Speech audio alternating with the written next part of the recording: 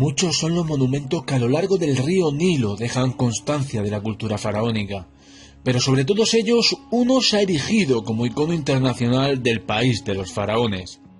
La Gran Esfinge de Giza, o como la conocen tradicionalmente los locales, Abu el Hol, el padre del terror, ha sido desde que a finales del siglo XVIII fuera redescubierta para Occidente por las tropas que acompañaban la campaña egipcia de Napoleón, un polo de atracción y símbolo de la cultura que dominó el Valle del Nilo durante más de 3000 años. Mucho es lo que sobre ella se ha escrito y aún más lo que se ha teorizado, pero hoy dedicaremos el vídeo a uno de los temas quizá más recurrentes respecto a este gran monumento: los túneles y cámaras que en su interior o bajo ella hay o pueden haber. Nos acercaremos tanto a las cavidades conocidas y confirmadas por la egiptología, como a los estudios y teorías, así como a las tradiciones de las mismas. Y estoy seguro que muchas de ellas os van a sorprender. ¡Comenzamos!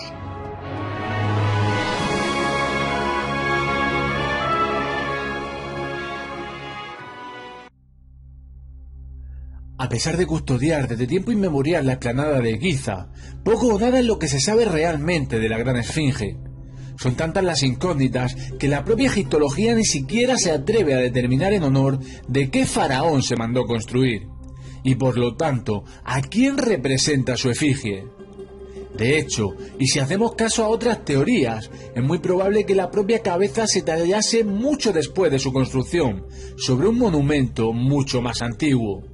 Sea como fuere, en el vídeo de hoy nos centraremos únicamente en los túneles, cámaras o cavidades que existen dentro o bajo la propia esfinge, y que han hecho correr ríos de tinta, tanto en ámbitos académicos como en los teóricos y buscadores del misterio. Comenzaremos pues por las cavidades reconocidas por la egiptología, pasando posteriormente a tratar los estudios realizados en los años 90 y sus resultados, así como la propia tradición oral. Veréis, 3 son las cámaras o cavidades reconocidas de forma oficial por la egiptología en la Gran Esfinge. La mayor y más conocida de ellas se encuentra en la parte de la cola del cuerpo de león que representa el monumento.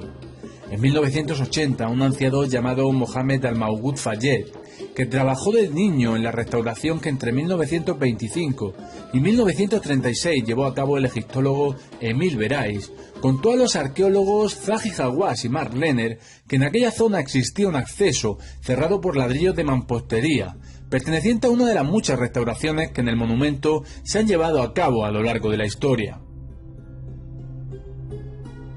Tras retirar estos bloques se descubrió una cavidad que penetra en 2 direcciones. Una se interna aproximadamente 5 metros hacia abajo, incrustándose en la base sobre la que se erige la esfinge. El otro tramo, quizá el más interesante, se interna siguiendo una trayectoria ascendente hacia el interior del monumento, de unos 4 metros de largo y que finaliza en una especie de nicho de 1 metro de ancho por 1,80 de alto. Lamentablemente, no se siguió profundizando, ya que esta parte se encuentra taponada por mampostería que Lenner y Hawass atribuyen a la restauración que se llevó a cabo durante el reinado de Tutmosis IV, del que os hablaré más adelante, ya que tiene mucho que decir sobre este monumento. El segundo y otro de los más conocidos es el que se encuentra en la parte trasera de la cabeza. Esta cavidad de apenas medio metro de profundidad es atribuido a Howard Weiss, quien realizó trabajos más que discutibles sobre la esfinge allá por el siglo XIX. Como en muchas ocasiones, buscando tesoros sin importar demasiado los medios empleados, incluido, claro está, la propia dinamita. El tercero es uno de los más desconocidos y poco documentados. Se trata del que se encuentra en el sector norte del monumento, cerca de la panza de la esfinge, y que fue descubierto y fotografiado durante la restauración de Berais. Lamentablemente no ha sido excavado que se tenga constancia. Estas 3 serían a grosso modo las cavidades y cámaras reconocidas de forma oficial. Entonces os estaréis preguntando por qué tanto misterio y especulación al respecto de esta misma cuestión. Veréis, mucho más allá de las cavidades reconocidas, existen estudios técnicos que certifican la existencia de cámaras y túneles bajo la esfinge. Os cuento. En 1991, el geofísico estadounidense Thomas Dobzhansky y el geólogo de la Universidad de Boston Robert Shocks realizaron una batería de pruebas tanto sobre el monumento como sobre el foso. El resultado no podía ser más sorprendente. Se hallaron varias cavidades a lo largo de los laterales del foso que contiene la esfinge, pero lo más llamativo fue el hallazgo de una gran cavidad de 12 metros de largo por 9 metros de ancho y 5 metros de profundidad, bajo las patas del monumento. Aquí me gustaría hacer un inciso. El geólogo Robert Shocks es el mismo que un año después, en 1992, presentó ante la Sociedad Americana de Geología su trabajo, el cual determinaba que la erosión observada en la esfinge se debe a la producida por aguas torrenciales durante un largo periodo de exposición, y que esto no podía haber sucedido durante la época en la que se atribuye su construcción. El geólogo dató el monumento entre los años 5000 al 7000 a.C. Esto, lógicamente, suscitó una gran controversia en la comunidad egiptológica mundial, hasta el punto de que, a pesar de haber sido refrendada su teoría por los científicos allí presentes, a Robert Shocks se le trataría en adelante poco menos que de a un loco. Esto lo saco a relucir porque fue el propio Robert Shocks quien, en el momento de descubrir esta gran cavidad de 12 metros de largo, dictaminó que era de origen natural. Y esto no suelen contarlo a la hora de desprestigiar al geólogo por su teoría de la erosión. Dicho todo esto, el descubrimiento de esta oquedad dio alas a las teorías más variadas, siendo quizá la más conocida la que unas décadas antes había promulgado el psíquico estadounidense Edgar Cayce, el cual dijo que bajo las patas de la esfinge se hallaría la sala de los archivos, en la que se encontraba todo el conocimiento que tras la destrucción de la Atlántida se había depositado en dicha cámara. Esta teoría tuvo mucha difusión mediática en los años 70 y 80, con el boom de las publicaciones sobre los antiguos astronautas. Más allá de teorías, lo cierto es que poco o nada se ha hecho para verificar de qué se trata dicha cámara, ya que por sus dimensiones podría tratarse de un descubrimiento importantísimo en la explanada de Giza. El problema, como siempre, es que las autoridades egipcias son muy reacias a realizar según qué estudios en algunos monumentos. Algo que pudimos ver en las investigaciones que se llevaron a cabo en los conductos de Gantenbrink en la Gran Pirámide, que se tardaron muchos años en obtener los permisos para perforar el tapón que obstruía dicho conducto. Otro de los orificios más conocidos y fácilmente visibles en la esfinge es el que se encuentra sobre su cabeza.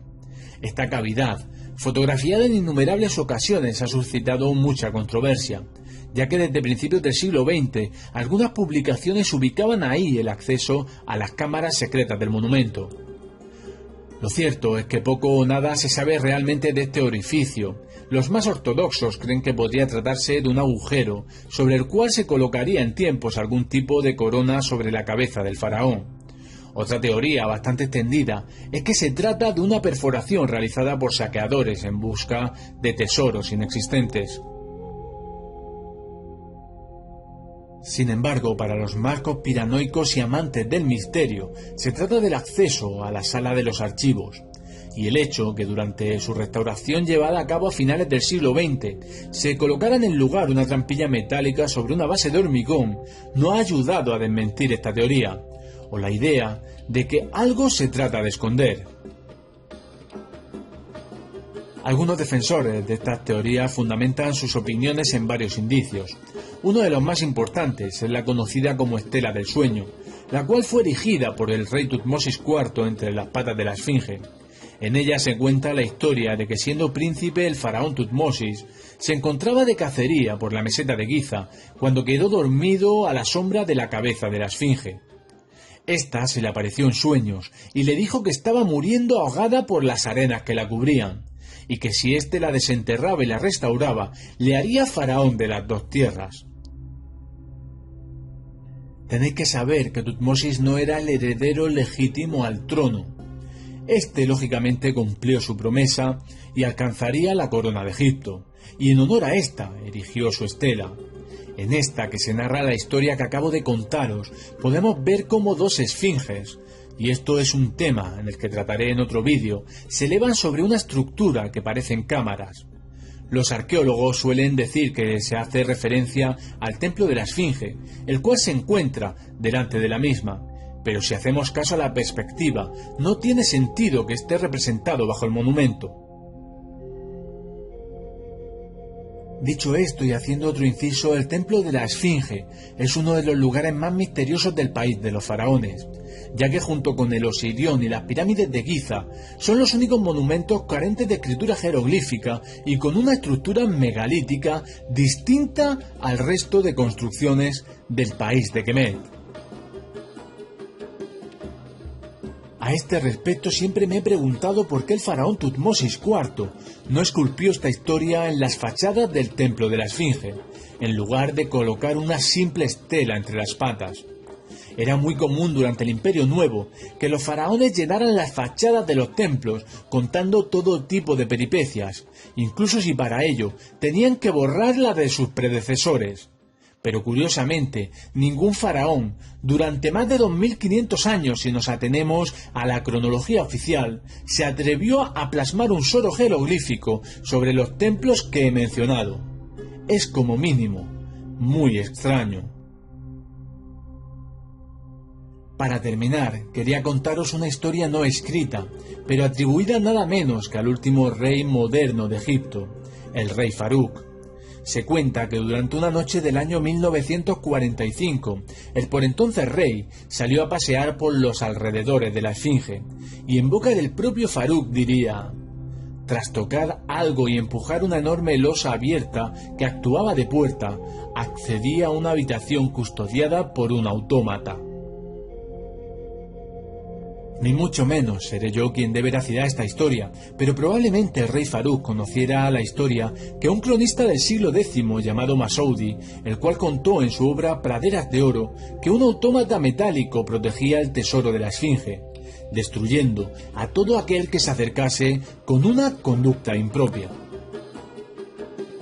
Como veis, el misticismo de este gran monumento ha llegado incluso a tiempos modernos y en boca de personajes muy relevantes de la historia. Mucho es lo que falta por descubrir acerca de la Gran Esfinge, y a tenor de lo que hoy sabemos acerca de la meseta de Giza, es muy fácil que realmente existan cámaras debajo del monumento, ya que dicha meseta es un auténtico queso de Gruyère, de la que algunos arqueólogos creen que apenas se ha podido descubrir el 10% de lo que alberga. Y entre estos descubrimientos, quién sabe si algún día se llega a encontrar algo que dé un vuelco a lo que hoy conocemos sobre Abu el-Hol, el padre del terror. Espero que os haya gustado el vídeo y me gustaría conocer vuestra opinión en los comentarios. Recordad que hay una lista de reproducción con todos los vídeos de Egipto que he publicado en el canal. Espero veros en el siguiente vídeo. Suscribiros si no lo estáis para no perderos este contenido. Y como siempre os digo, no dejéis de ser curiosos. Adiós.